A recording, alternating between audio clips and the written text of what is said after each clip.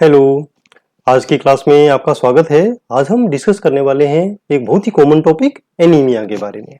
ये लेक्चर आप हिंदी में देख रहे हैं। यदि आप इंग्लिश में स्टडी करना चाहते हैं तो आई बटन पर क्लिक करें, वहां से आपको इंग्लिश लेक्चर का लिंक मिल जाएगा, या आप डायरेक्ट चैनल को विजिट करके भी इस वीडियो को इंग्लिश में सर्च कर सकते हैं। एनीमिया या रक्त अल्पता क्या है, या खून की कमी जिसको हम सामान्य भाषा में कहते हैं। एनीमिया वास्तव में अपने आप में कोई बीमारी नहीं है, यह केवल अंडरलाइंग कॉज या अंतर्निहित विकारों का एक क्लिनिकल सिंड्रोम है या लक्षण है। यह रक्त में सामान्य आरबीसी की कम संख्या या सामान्य हीमोग्लोबिन स्तर से कम होने का रूप में कैरेक्टराइज किया गया है। विशेषता है इसकी, जिसके फलस्वरूप शरीर के ऊतकों को दी जाने वाली ऑक्सीजन की मात्रा भी कम हो जाती है और उसी के कारण काफी लक्षण उत्पन्न होते हैं। क्लासिफिकेशन ऑफ एनीमिया और कॉजेज भी सेम है और क्लासिफिकेशन भी सेम है। दोनों कंडीशन में सेम ही आंसर लिखना है। क्लासिफिकेशन ऑफ एनीमिया आता है तो भी ये लिखना है, और कॉजेज ऑफ एनीमिया लिखना है तो भी यही लिखना है। एनीमिया को कई प्रकार से वर्गीकृत किया गया है। कई टाइप्स हैं उसके क्लासिफिकेशन के, जिसमें मुख्य क्लासिफिकेशन है बेस्ड ऑन कॉजेज। इस बेस पर एनीमिया को 3 प्रकारों में डिवाइड किया जाता है: हाइपोप्रोलिफरेटिव एनीमिया, हीमोलाइटिक एनीमिया और anaemia due to blood loss और ब्लीडिंग। तो पहला इसमें आता है हाइपोप्रोलिफरेटिव एनीमिया।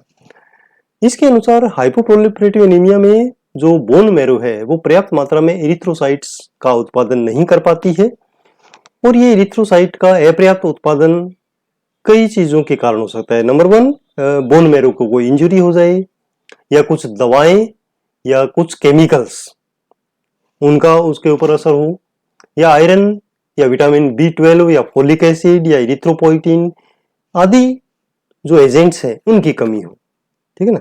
और आयरन की कमी को आप जानते ही हैं कि जो डाइट है उसको मॉडिफिकेशन करके सेट कर सकते हैं। तो इसका मतलब कि खाने में आयरन की कमी भी एक कारण है एनीमिया का।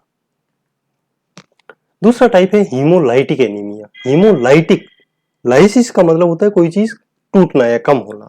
तो हीमोलाइटिक एनीमिया में आरबीसी का डिस्ट्रक्शन बढ़ जाता है, आरबीसी नष्ट होने लगती हैं, और आरबीसी अगर कम होगी तो अल्टीमेटली हीमोग्लोबिन की भी कम होगा, और जो टिश्यूज तक ऑक्सीजन की मात्रा है पहुंचने की वो भी कम हो जाएगी, जिसे हम टिश्यू हाइपोक्सिया कहते हैं।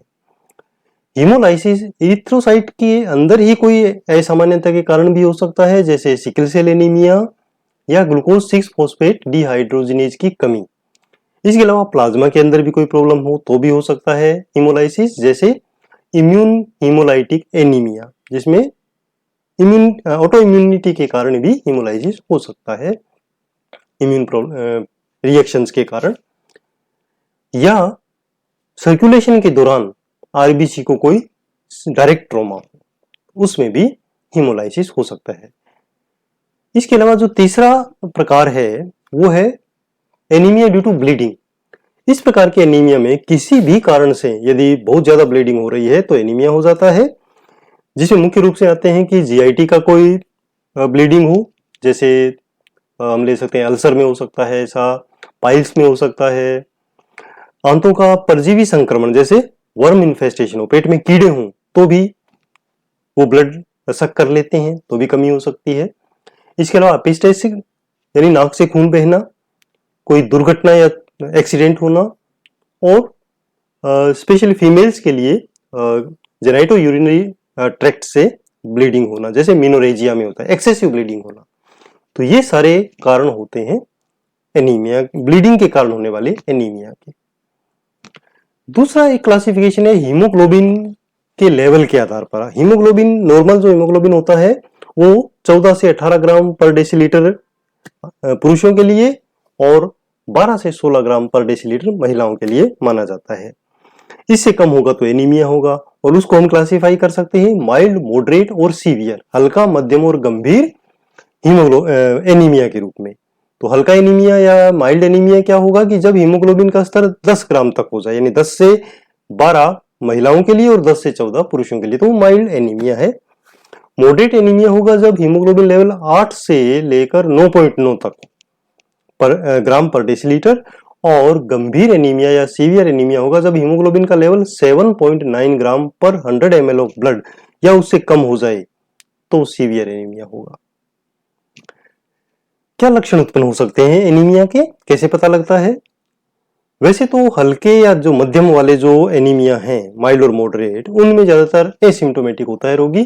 फिर भी कुछ लक्षण धीरे धीरे उत्पन्न होने शुरू हो जाते हैं, जैसे थकान, रोगी थका थका सा रहता है, कोई भी काम करता है तो जल्दी थक जाता है, हड्डियों, चेस्ट और जॉइंट्स में पेन होता है, सांस लेने में कठिनाई आ सकती है, थोड़ा सा चलते ही सांस फूल जाता है, चक्कर आ सकते हैं, टेकिकार्डिया हो सकता है, यानी जो हार्ट रेट है वो बहुत ज्यादा इंक्रीज रहती है, थोड़ा सा जनरलाइज्ड वीकनेस होती है, स्किन पीली हो सकती है, म्यूकस मेम्ब्रेन पीली, आंखों में भी पीला, हल्का हल्का पीलापन, यानी जो एक पिंक कलर होना चाहिए वो नहीं रहता है, पेलर नेल्स, नेल पीले पड़ जाते हैं, कोल्ड हैंड और फीट, यानी हाथ जो है और पैर हैं वो ठंडे महसूस होते हैं।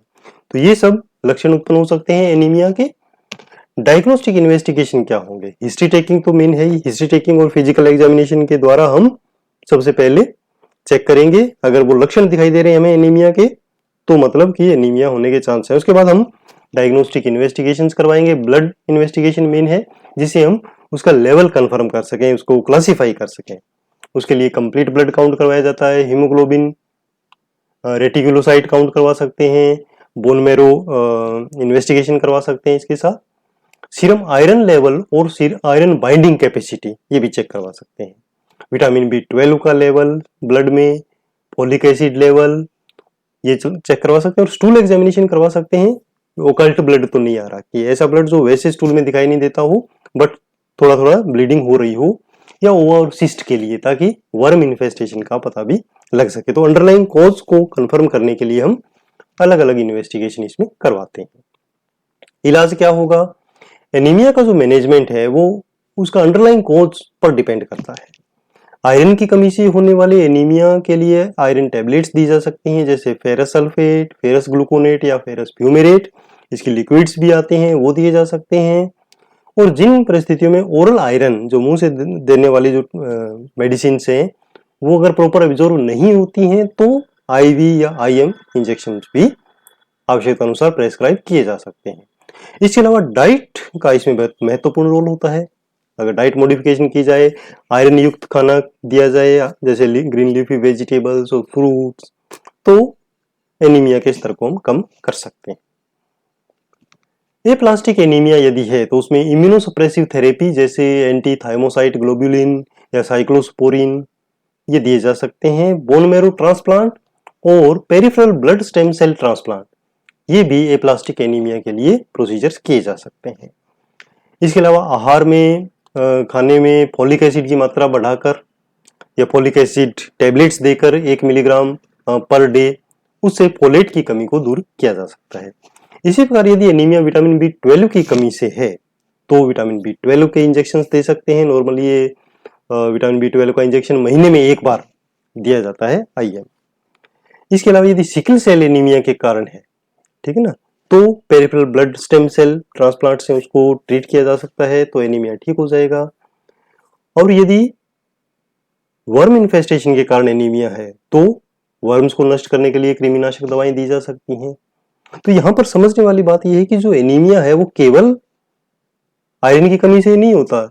ऐसे नहीं कि आयरन की टेबलेट्स देने से हर प्रकार के एनीमिया ठीक हो जाते हैं, नहीं, उसका गहराई तक जाना होता है कि कारण क्या है, तभी वो प्रॉपर मैनेज हो पाएगा।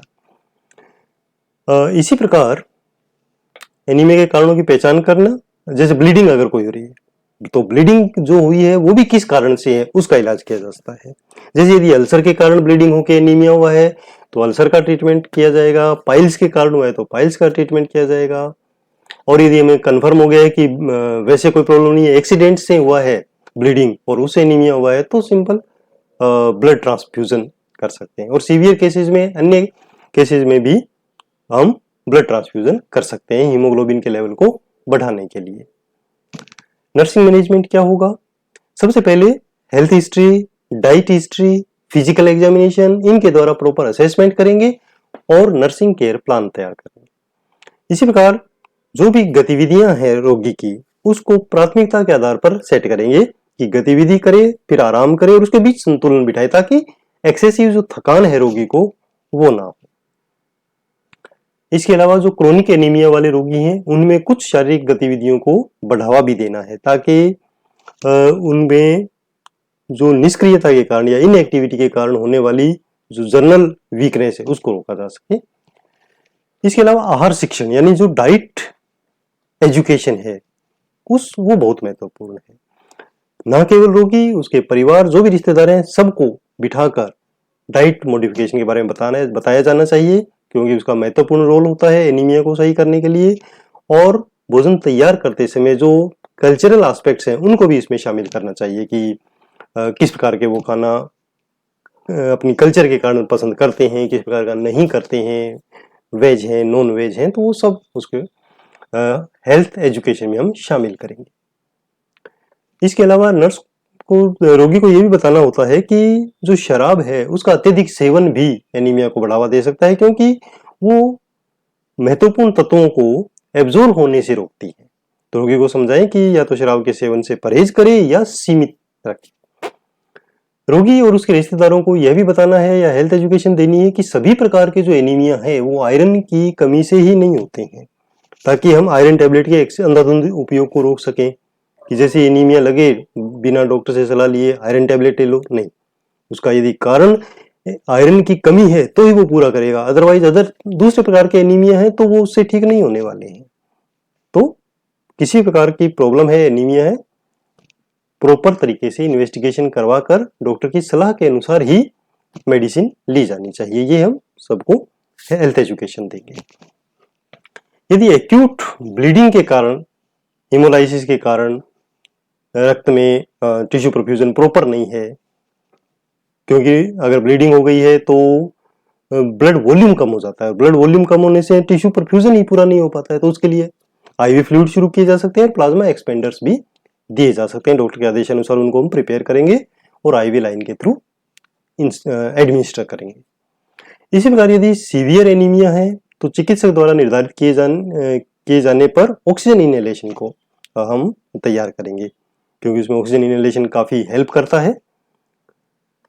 इसके अलावा जो वाइटल साइंस है उनको लगातार मॉनिटर करेंगे। पल्स ऑक्सीमीटर से ऑक्सीजन का लेवल भी पता करते हैं, SpO2, और उसको रिकॉर्ड भी करना है। और आवश्यकता अनुसार अगर इमरजेंसी है तो डॉक्टर को इन्फॉर्म करके प्रॉपर आपको प्रोसीजर्स करने हैं, जैसे ऑक्सीजन इनहेलेशन, ऑक्सीजन की मात्रा बढ़ाना या आईवी फ्लूइड्स बढ़ाना।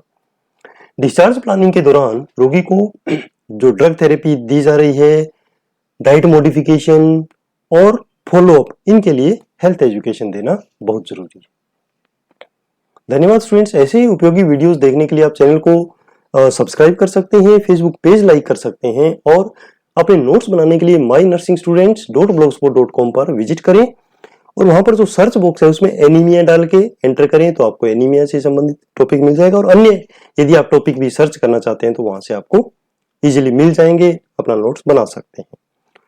फॉलो कर सकते हैं मुझे ट्विटर पर, इंस्टाग्राम पर और Facebook group nursing notes join कर सकते हैं। धन्यवाद। आपका दिन शुभ हो।